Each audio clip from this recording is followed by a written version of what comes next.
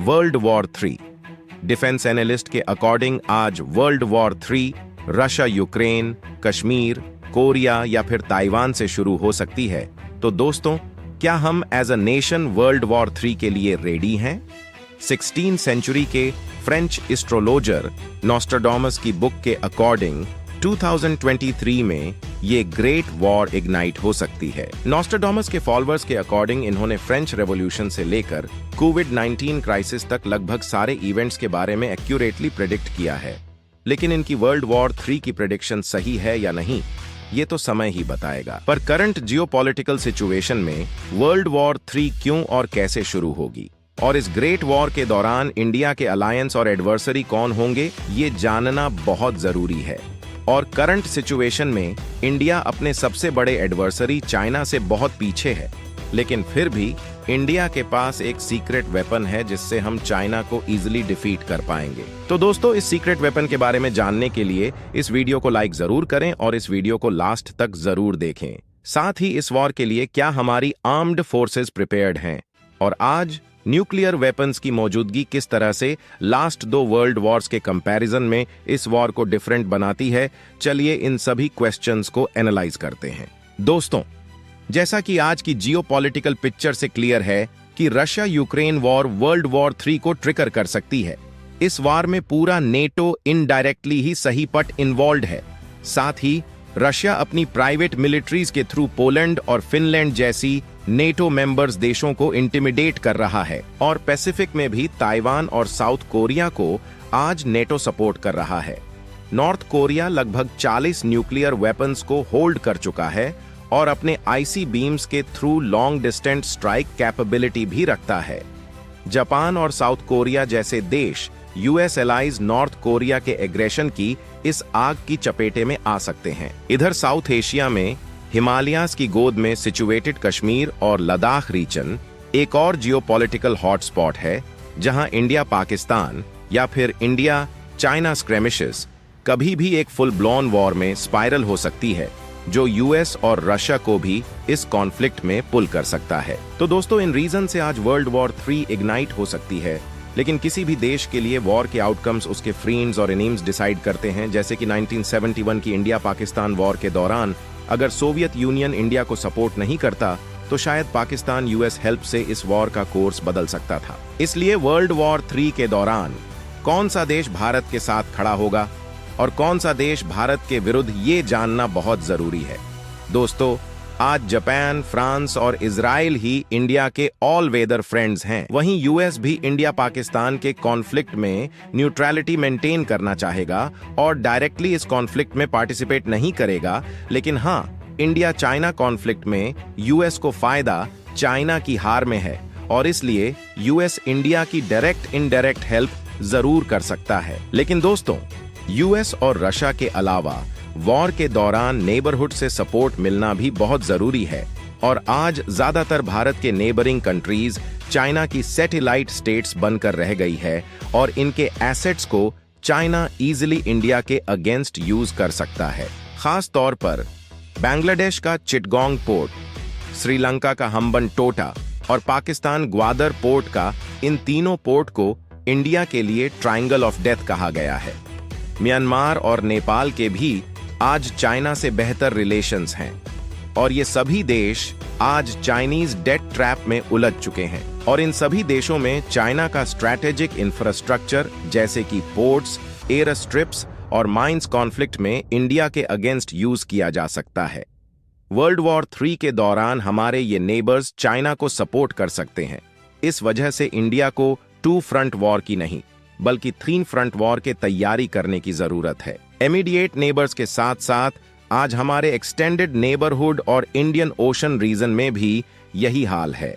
चाहे central Asia हो या फिर वेस्ट एशिया या फिर साउथ ईस्ट एशिया या ईस्ट अफ्रीका, यहाँ के ज्यादातर कंट्रीज चाइना के डेट ट्रैप में फंसी हुई पपेट कंट्रीज है, जहां चाइना मिलिट्री बेसिस भी कंट्रोल करता है। चाहे फिर जिबूटी का चाइनीज मिलिट्री बेस, या ताजिकिस्तान में चाइनीज एयर स्ट्रिप, या फिर रिसेंटली बन रहा कैम्बोडिया में रीम नेवल बेस, और इन सभी बेसिस का यूज चाइना इंडिया के अगेंस्ट डेफिनेटली करना चाहेगा। इंडियन ओशन में भी चाइना इंडिया से ज्यादा ड्यूल यूज पोर्ट्स को कंट्रोल करता है, चाहे मालदीव्स हो या मैडागास्कार या फिर टैंजानिया में बगामोयो पोर्ट। तो दोस्तों, इमीडिएट नेबरहुड में केवल भूटान ही एकमात्र ऐसा फ्रेंड है जो अगर इंडिया को मटेरियली सपोर्ट नहीं कर सकता तो अपनी टेरिटरी को इंडिया के अगेंस्ट भी यूज नहीं होने देगा। नेपाल और बांग्लादेश को भी इंडिया ट्रस्ट में लेकर इनकी टेरिटरी को इंडिया के अगेंस्ट यूज होने से रोक सकता है। साथ ही इंडियन ओशन में भी मॉरिशस, सेशल, फ्रांस और यूएस बेसेस की मदद से इंडिया चाइना को काउंटर करने की कोशिश कर सकता है। हेंस इंडिया के लिए वर्ल्ड वॉर 3 के पिक्चर काफी सीरियस है, क्योंकि इंडिया को सिमेंटेसली 3 फ्रंट्स पर लड़ना पड़ सकता है और इसी पिक्चर में आती है इंडिया की न्यूक्लियर कैपेबिलिटी। तो दोस्तों, अगर वॉर होती है तो डेफिनेटली इंडिया को टैक्टिकल न्यूक्लियर वेपन यूज करने ही पड़ेंगे, और अगर इंडिया न्यूक्लियर वेपन यूज करता है तो पाकिस्तान और चाइना भी न्यूक्लियर वेपन यूज कर सकते हैं, क्योंकि आज तक इजराइल के अलावा कोई भी देश 2 फ्रंट्स पर वॉर नहीं जीता है। बट हमारी न्यूक्लियर पॉलिसी में नो फर्स्ट यूज और नॉन न्यूक्लियर देशों के अगेंस्ट न्यूक्लियर वेपन्स का यूज वर्जित है। न्यूक्लियर वेपन्स के साथ साथ क्या इस बैटल के लिए हमारी फोर्सेस रेडी हैं? चलिए जानते हैं। करंटली इंडियन आर्म्ड फोर्सेस में नियरली 1.5 लाख पोस्ट्स वेकेंट हैं। आज इंडिया में टोटल 38 आर्मी की डिविजन्स हैं और सिर्फ पाकिस्तान और चाइना बॉर्डर पर साइमल्टेनियस डिफेंस के लिए हमें एटलीस्ट 43 डिविजन्स की जरूरत है, जबकि ऑन फेंस प्लस डिफेंस के लिए 54 डिविजन्स की रिक्वायरमेंट है। और अगर इंडियन आर्मी को नेपाल, बांग्लादेश और म्यांमार बॉर्डर पर भी लड़ना पड़ा तो एटलीस्ट 72 डिविजन्स की जरूरत पड़ सकती है, यानी कि करंट से लगभग डबल। आर्मी के साथ साथ आज एयरफोर्स में भी यही प्रॉब्लम है। करंटली हमारे पास 30 फाइटर स्क्वाड्रॉन्स हैं, लेकिन दोनों फ्रंट्स पर लड़ने के लिए हमें एट लीस्ट 60 स्क्वाड्रन की जरूरत है। इंडियन ओशन से ज्यादा ड्यूल यूज पोर्ट्स, साथ ही ड्रोन वॉरफेयर में आज हम पाकिस्तान से भी पीछे हैं। चाइना आज 2 5th जनरेशन जेट्स को ऑपरेट करता है। वहीं दोस्तों, इंडिया का 5th generation advanced medium combat aircraft यानी कि AMCA अभी इंडक्शन से लगभग 15 साल दूर है। साथ ही नेवी के भी ऐसे ही हाल हैं। करेंटली नेवी में 2 एयरक्राफ्ट कैरियर्स कमीशन्ड हैं, लेकिन प्रोस्पेक्टिव थ्रेट को काउंटर करने के लिए मिनिमम 4 एयरक्राफ्ट कैरियर्स की जरूरत है, जिसमें से एक कैरियर को वेस्ट कोस्ट पर, एक को ईस्ट कोस्ट पर और एक को आइलैंड्स एंड इंडियन ओशन में डिप्लॉय किया जा सके, और एक एयरक्राफ्ट कैरियर को कंटिंजेंसी सिचुएशन में इंडियन ओशन में रीफ्यूलिंग एंड मेंटेनेंस के बाद डिप्लॉयमेंट के लिए रेडी रखा जा सके। और इन एयरक्राफ्ट कैरियर से ऑपरेट करने के लिए मरीन जेट्स की भारी कमी है। इंडियन नेवी तेजस LCA के नेवल वेरिएंट को ऑलरेडी रिजेक्ट कर चुकी है, और रफाल मरीन्स जिन्हें हम फ्रांस से इंपोर्ट कर रहे हैं, हमारे पास इन नंबर्स में नहीं है। और इन एयरक्राफ्ट कैरियर्स को सपोर्ट करने के लिए हमारी अटैक सबमरीन्स की न्यूमेरिकल स्ट्रेंथ चाइना के कंपैरिजन में लगभग 1/3 है, जहां China in total 60 submarines operate करता है। इंडिया के पास केवल 18 सबमरीन्स है। तो दोस्तों, ये सब सुन के आप समझ ही गए होंगे कि हमें कितनी इंप्रूवमेंट की जरूरत है, लेकिन इसका मतलब ये नहीं है कि हम वॉर में हार ही जाएंगे। मैंने आपको स्टार्टिंग में ही बताया था कि हमारे पास एक सीक्रेट वेपन है, जो अगर स्ट्रैटेजिकली यूज किया जाए तो इंडिया को इन कमियों के बाद भी इस ग्रेट वॉर में जीत दिला सकता है, और ये वेपन है इंडिया की ज्योग्राफी।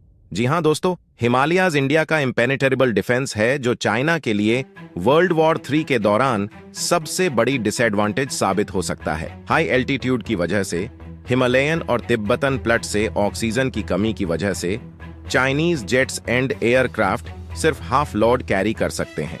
वहीं इंडिया के सभी एयर बेसेस लो एल्टीट्यूड पर लोकेटेड हैं।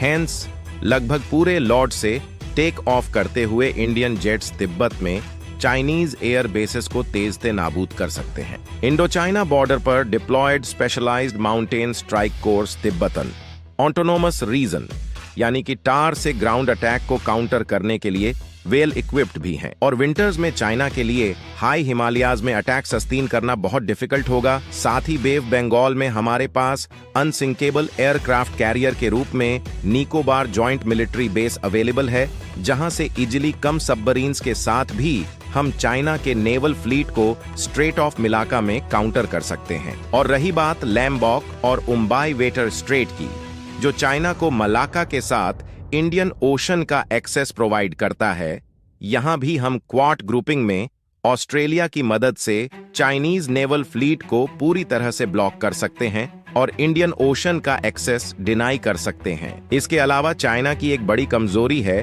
वर्ल्ड की लार्जेस्ट थ्री गॉर्जेस डैम, जिस पर लॉन्ग रेंज मिसाइल से अटैक करके चाइना की बिग सिटीज जैसे कि शंघाई और वुहान को इजनी धुपाया जा सकता है। तो दोस्तों, यहाँ इंडिया की ज्योग्राफिक एडवांटेजेस क्लियर हैं, जो इंडिया को इस वॉर में डोमिनेट करने में हेल्प करती हैं। और एक और रीजन है सैनिकों का चस्बा। देखिए, चाइनीज मिलिट्री की एक सबसे बड़ी कमी ये है कि इसके सैनिक अपनी मर्जी से सीना में शामिल नहीं होते। चाइना में कंपलसरी मिलिट्री सर्विस रूल्स हैं और इंडियन आर्मी दूसरे हाथ पर वॉलंटरी है। और पास्ट में हुई इंडिया चाइना स्क्रमिशेज में हम यह फर्क देख ही चुके हैं। और सिर्फ इंडिया को ही नहीं दोस्तों, चाइना को भी इंडिया के साथ साथ ताइवान, जापान, कोरिया और यूएस से 2 फ्रंट्स पर वॉर लड़नी पड़ सकती है। और यह वॉर विंटर्स में होती है, तो चाइना LAC के अलोंग भी कोई बड़ा एक्शन नहीं ले पाएगा। हाँ, लेकिन चाइनीज मिसाइल से बचने के लिए हमें रोबर्स एयर डिफेंस सिस्टम की जरूरत जरूर पड़ेगी। इसके लिए इंडिया के पास इंडिजिनसली बिल्ड रुद्रा M2 और रशियन S-400 जैसे एडवांस डिफेंस मिसाइल सिस्टम्स हैं। तो दोस्तों, इस टैक्टिकल एडवांटेज से इंडिया इजीली चाइना को डोमिनेट कर सकता है। रही बात पाकिस्तान की, तो हमें पाकिस्तान से भी साइमल्टेनियस वॉर लड़नी होगी तालिबान और ताजिकिस्तान।